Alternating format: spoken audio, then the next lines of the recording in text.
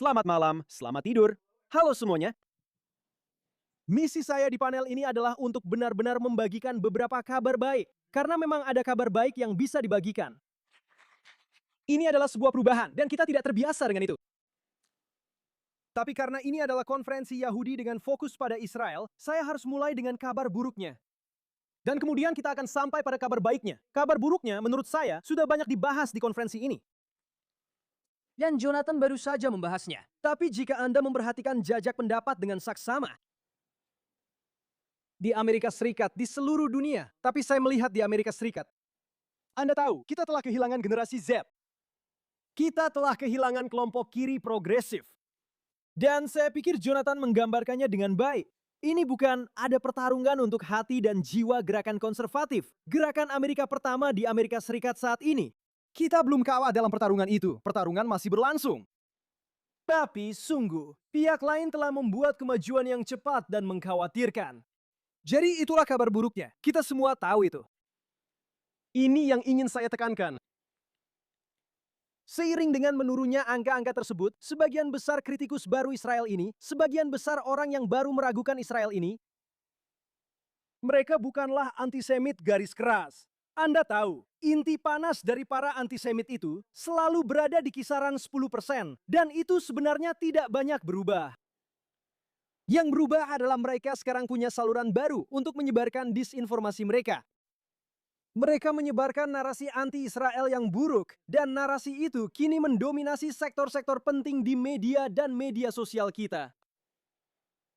Jadi hal itu mempengaruhi 80% orang di tengah dan membuat mereka berbalik melawan Israel.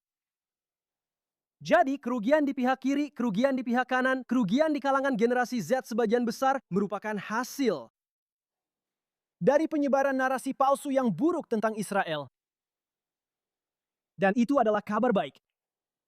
Karena jika ini adalah hasil dari kebohongan, jika ini adalah hasil dari narasi palsu, itu berarti menghadapi kebohongan tersebut, menantang narasi itu dengan kebenaran, bisa dan memang memberikan perbedaan. Dan memang begitu. Tapi inilah yang harus kita ingat. Sebagian besar cara komunitas kita menyebarkan kebenaran tentang Israel, sebagian besar tidak efektif.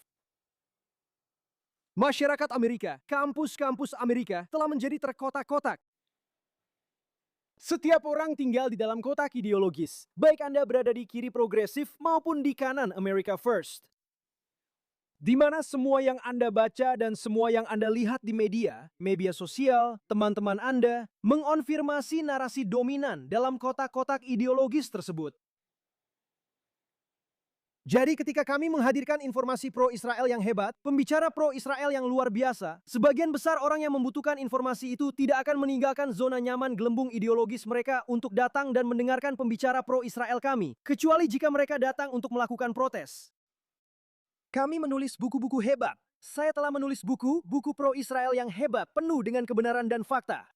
Orang-orang di dalam kotak ideologis yang menantang kita itu tidak membeli buku saya atau buku Anda dan mempelajari kebenaran tentang Israel. Hal yang sama berlaku untuk video pro-Israel kami. Hal yang sama berlaku untuk artikel pro-Israel kami. Jadi kebenaran kita memang berhasil.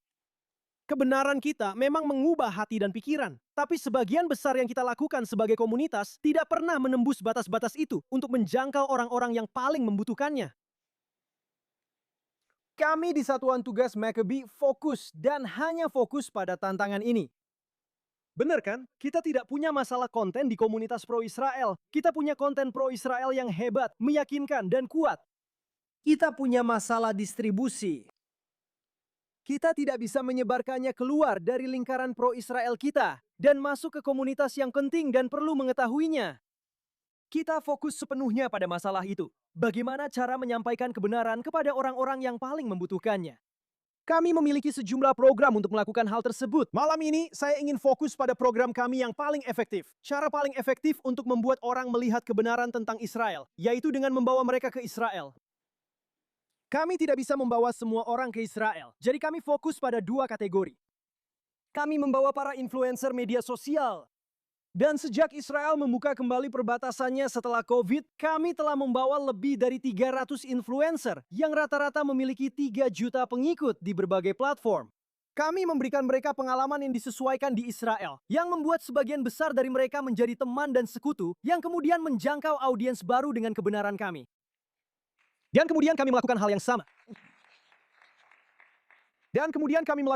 sama. Di 65 kampus di berbagai perguruan tinggi di seluruh negeri, juga di beberapa kampus luar negeri, di mana kami memetakan kampus tersebut. Kami tidak bisa membawa semua orang ke Israel. Kami harus selektif ketika berurusan dengan non-Yahudi. Kami memetakan kampus. Kami mencari tahu siapa 20 orang yang mendominasi politik kampus. Biasanya tidak lebih dari 20 influencer dan pemimpin yang mendominasi percakapan politik. Mari kita ajak mereka ke Israel bersama 5 mahasiswa pro-Israel yang ada di sana, bukan untuk menikmati Israel, tetapi untuk membangun dan menjaga hubungan dengan 20 orang tersebut. Lalu perjalanan itu mengubah mereka. Dan itu adalah hal yang luar biasa. Kita tahu perjalanan ke Israel sangat penting bagi orang Yahudi dan mengubah hidup mereka. Program Birthright sangat berhasil. Kita tahu bahwa perjalanan ke Israel adalah hal yang luar biasa bagi teman-teman Kristen evangelis kita. Dan mereka pulang ke rumah dengan sangat bersemangat dan penuh gairah. Kita tahu itu berhasil untuk mereka. Namun kebenaran tentang Israel begitu kuat, sehingga secara konsisten, hampir selalu mengubah para skeptis Israel dan para pengkritik Israel yang cenderung mendominasi politik di kampus-kampus kita. Dan kemudian mereka kembali setelah berubah dari skeptis dan pengkritik menjadi teman dan sekutu. Lalu bekerja bersama kami untuk membangun koalisi yang bisa berjuang dan menang di kampus. Tapi jangan hanya percaya pada kata-kata saya. Malam ini kita ditemani beberapa teman yang telah berpartisipasi dalam program-program ini dan bisa berbicara secara pribadi tentang bagaimana program-program ini telah mengubah mereka. Saya ingin mulai dengan Blessing. Blessing adalah salah satu mahasiswa kami dari Afrika Selatan, Universitas Wits. Dia akan mengucapkannya dengan benar untuk Anda. Saya akan menyebutnya Wits University. Orang tua Blessing tumbuh dan hidup di bawah apartheid. Blessing, seperti setiap orang kulit hitam Afrika Selatan, diberitahu bahwa Israel adalah negara apartheid. Dia bukan penggemar Israel, tapi dia punya keberanian untuk ikut dalam salah satu perjalanan kami untuk melihat kebenaran sendiri. Dan kebenaran itu mengubah dirinya. Blessing, silakan bagikan pengalamanmu. Selamat malam semuanya. Sungguh suatu kehormatan bisa berada di sini. Terima kasih banyak. Saya merasa sangat diberkati bisa berada di sini. Nama saya Blessing Matlabela. Saya berasal dari Afrika Selatan. Saat ini saya sedang belajar hukum di Wits University. Dan saya pertama kali datang ke Israel pada tahun 2024. Sebelum perjalanan itu, saya hanya pernah mendengar tentang Israel di media sosial. Dan saya tahu bahwa Israel melakukan apartheid. Dan bagi siapapun yang berasal dari Afrika Selatan, kata itu sangat memicu emosi. Negara kami telah menghadapi masa lalu yang sangat menyakitkan. Dan karena kata itu dikaitkan dengan Israel, aku benar-benar membenci Israel. Dan aku tidak pernah tahu tentang Israel selain dari apa yang kulihat di media sosial. Tapi aku memutuskan untuk menantang cara berpikirku dan tidak malah secara intelektual dengan ikut perjalanan ini. Dan itu benar-benar mengubah hidupku. Aku terkejut saat benar-benar melihat itu. Kami punya Muslim, kami punya orang Arab, kami punya populasi Arab, kami punya Kristen, Yahudi Ethiopia, beberapa yang penampilannya seperti aku. Kami punya komunitas Yahudi, dan begitu banyak agama yang berbeda, begitu banyak orang yang berbeda. Bahkan Tel Aviv sangat modern. Aku pikir seluruh negara ini konservatif, tapi melihat keberagaman di negara ini sungguh memberiku kekuatan. Tapi hal yang paling mengubah hidup dari perjalanan ini bagiku adalah berbicara dengan seorang penyintas Festival Nova. Mendengar bahwa perempuan diperkosa dan dilecehkan secara brutal benar-benar hal baru bagiku. Aku tidak pernah berpikir bahwa hal seperti itu pernah terjadi, dan itulah ceritanya di Afrika Selatan. Banyak dari kita tidak tahu tentang 7 Oktober. Dan aku tidak bisa meninggalkan negara ini dan kembali ke Afrika Selatan tanpa menceritakan kisah para perempuan yang meninggal hari itu. Itu akan menjadi ketidakadilan bagi kemanusiaan. Dan sejak saat itu, aku mendedikasikan hidupku untuk melawan antisemitisme, dan aku bangga akan hal itu.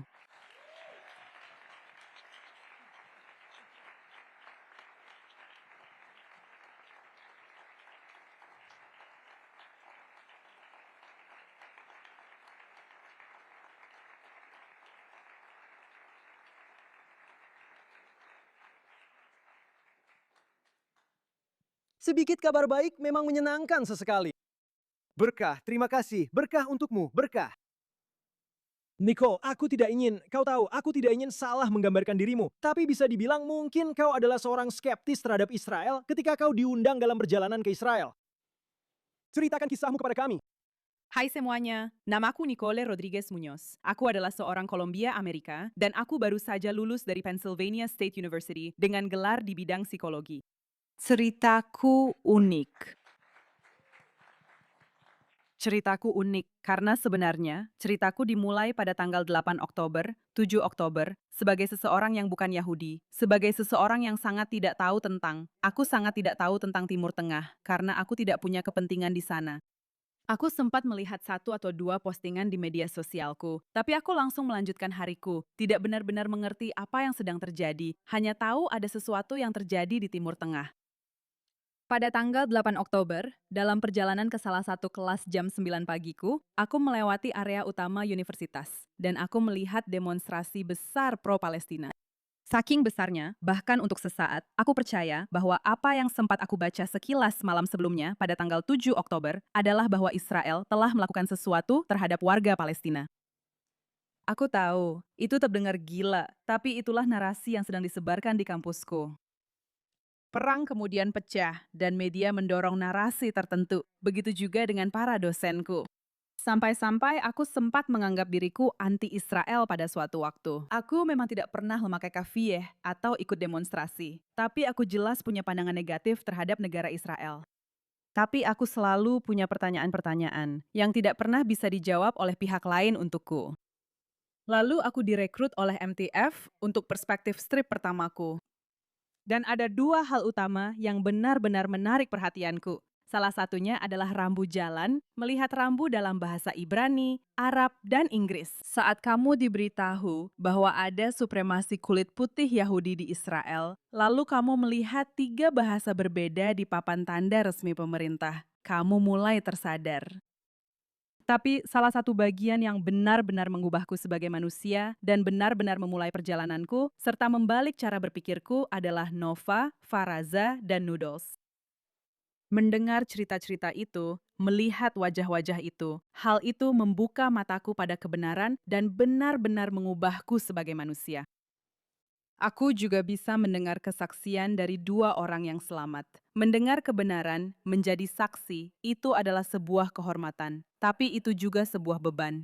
Itu menjadi beban karena setelah kamu mendengar kebenaran, kamu tidak lagi bisa memilih untuk diam. Setelah perjalanan itu, aku direkrut menjadi seorang magang, di mana aku kembali ke kampusku dan aku bisa merekrut kelompok mahasiswa baru untuk ikut dalam perjalanan perspektif itu. Tapi, bagian yang paling aku banggakan adalah aku berhasil secara mendasar melemahkan SJPI di kampusku dan menghentikan legislasi yang mereka coba dorong. Thank you. Thank you. Melemahkan suara-suara pro-Israel dan suara-suara Zionis. Karena kerja keras yang aku dan mahasiswa Zionis lainnya lakukan di kampusku, suara-suara Zionis kini terdengar di pemerintahan mahasiswa kami, dan SJP tidak lagi memegang semua kendali.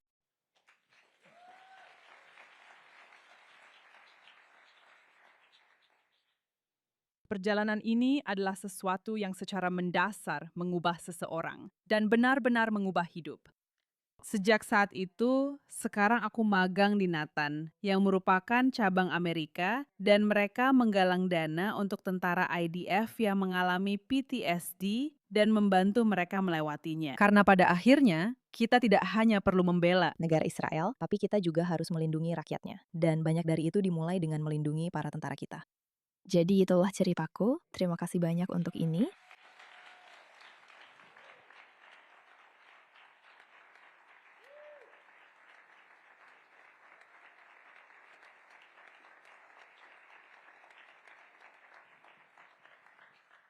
Terima kasih, Nicole. Dan semoga Tuhan memberkatimu, Nicole.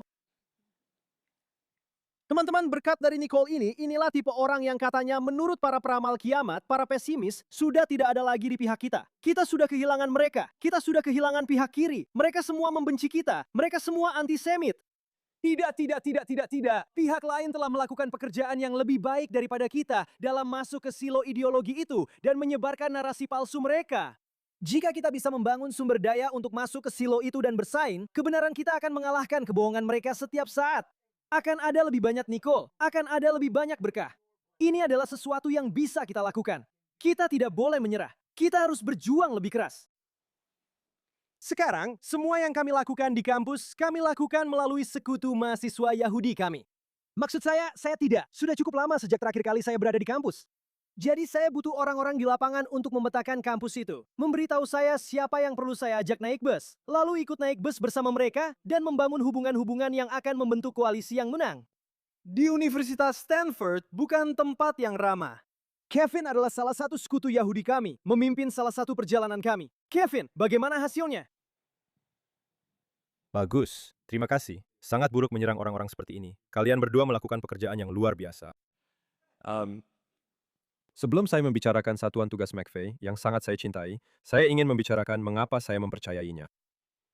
Sekarang, dalam sekitar 11 hari, negara besar saya akan merayakan semi-quincentennialnya, ulang tahun ke-250. Dan untuk menanamkan kembali dalam diri saya, semangat tahun 1776. Saya kembali dan mulai membaca tulisan-tulisan Thomas Jefferson. Saya menemukan sebuah surat yang dia kirimkan kepada William Roscoe pada tahun 1820 tentang Universitas Virginia. Jefferson telah mendirikan Universitas Virginia. Dan dia mengatakan sesuatu seperti, institusi ini akan didasarkan pada kebebasan tak terbatas dari pikiran manusia. Karena di sini, kita tidak takut untuk mengikuti kebenaran kemanapun itu membawa, ataupun menerima kesalahan apapun selama akal bebas untuk melawannya. Betapa jauh kita telah jatuh. Saya menghabiskan 4 tahun terakhir di Universitas Stanford, salah satu yang terbaik di negara ini, dan saya sangat menyukai pengalaman saya di sana. Tapi gagasan bahwa nalar bebas melawan kekeliruan adalah kebohongan sederhana.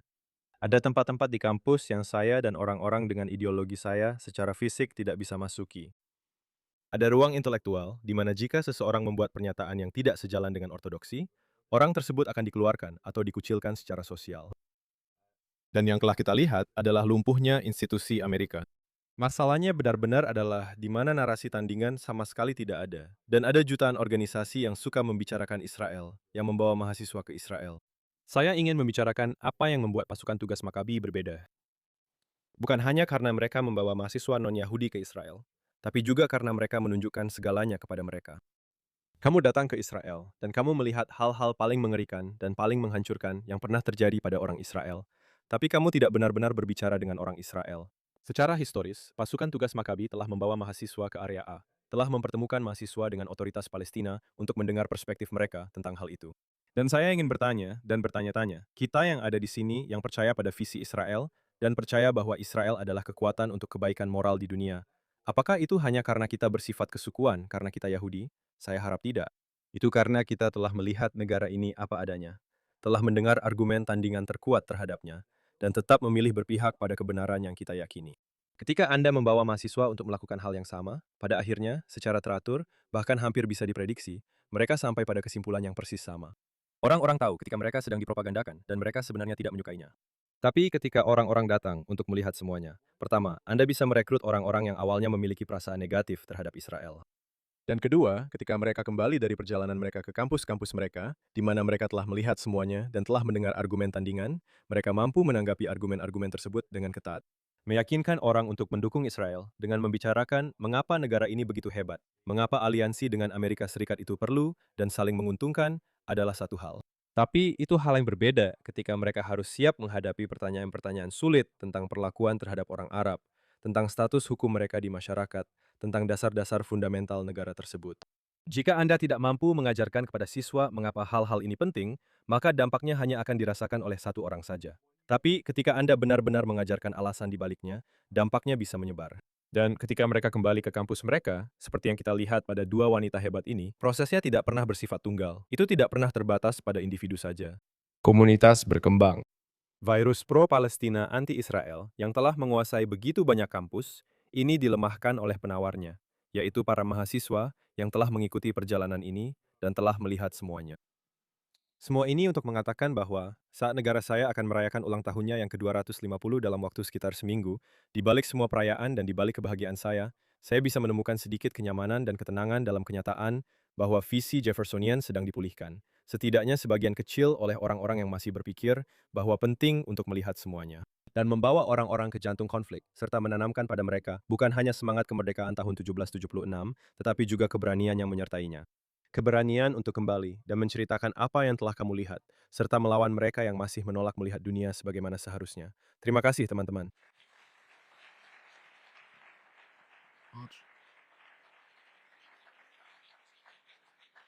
Dalam perjalanan Kevin, kami tidak mengajak. Jika kamu dibesarkan sebagai seorang antisemit, jika kami bisa melihat bahwa ini adalah bagian dari identitasmu sejak lahir, kami tidak akan mengajakmu dalam perjalanan itu. Selain itu, kami sangat berpikiran terbuka, karena sebesar itulah kepercayaan kami terhadap kekuatan pengalaman ini. Jadi contohnya, dalam perjalanan Kevin, mereka merekrut dan mengundang salah satu wanita yang membantu mengorganisir dan memimpin kamp protes anti-Israel di Stanford. Kevin, tolong singkat saja karena waktu kita terbatas. Bagaimana perjalanan dia dan apa yang dia lakukan sejak kembali? Selama 22 tahun hidup saya di dunia ini, saya belum pernah melihat transformasi pribadi yang lebih menakjubkan, transformasi ideologis pribadi yang lebih luar biasa daripada yang saya lihat pada individu ini. Seluruh identitasnya, sampai saat itu, didasarkan pada kebenciannya terhadap Israel dan pemahamannya bahwa konflik ini sesuai dengan pandangannya tentang benar dan salah, serta hitam dan putih. Sejak dia kembali dari perjalanan itu, dia menjadi salah satu tokoh paling vokal di dunia media dalam menyebarkan pandangannya kepada mereka yang awalnya tidak setuju dengannya. Kamu bisa membaca artikelnya di Telegraph dan menonton wawancaranya di Free Press. Terence Thomas. Dan jika ada yang ingin mencari tahu tentang dia adalah teman baik saya, dan saya bangga dengan apa yang telah dia lakukan. Kita melihatnya berulang kali. Jadi sebagai penutup, saya tidak tahu apakah Alex menunggu. Ya, dia menunggu. Sebagai penutup, 2 kata favorit Alex. Sekarang ada banyak suara di komunitas kita yang berkata begini. Sudah selesai, mari kita menyerah saja. Kamu tahu, Brad Stevens, seseorang yang sangat saya kagumi, memberikan pidato yang sangat penting beberapa bulan lalu, di mana dia pada dasarnya berkata, kita harus berhenti melawan antisemitisme. Itu hanya membuang-buang waktu dan tenaga, karena para antisemit bukan membenci kita karena kurangnya informasi, atau karena informasi yang salah. Mereka membenci kita karena ada semacam gangguan psikologis yang mendalam dalam diri mereka, yang tidak akan pernah bisa diubah oleh kata-kata atau logika kita. Brad Stevens benar 100% tentang para antisemit, tentang 10% orang yang membenci kita, apapun yang terjadi. Tapi dia benar-benar keliru tentang tujuan dan maksud melawan antisemitisme. Itu tidak pernah tentang meyakinkan para pembenci itu untuk mencintai kita. Mereka tidak akan pernah melakukannya. Itu hanya membuang-buang waktu dan merendahkan kita. Melawan antisemitisme selalu tentang 80% orang di tengah yang tidak tahu harus percaya apa. Dan jika kita meninggalkan perjuangan itu, kita justru menyenangkan Qatar. Kita telah memastikan investasi $400 miliar mereka menjadi investasi yang hebat. Kita justru menyenangkan Iran. Kita justru menyenangkan Tucker Carlson. Kita justru menyenangkan Candace Owens. Kita tidak boleh meninggalkan perjuangan ini. Kebenaran kita itu kuat. Itu mengubah hati dan pikiran. Ini bukan saatnya untuk menyerah, teman-teman. Ini saatnya untuk berjuang lebih keras dan melakukan jauh lebih banyak lagi. Terima kasih.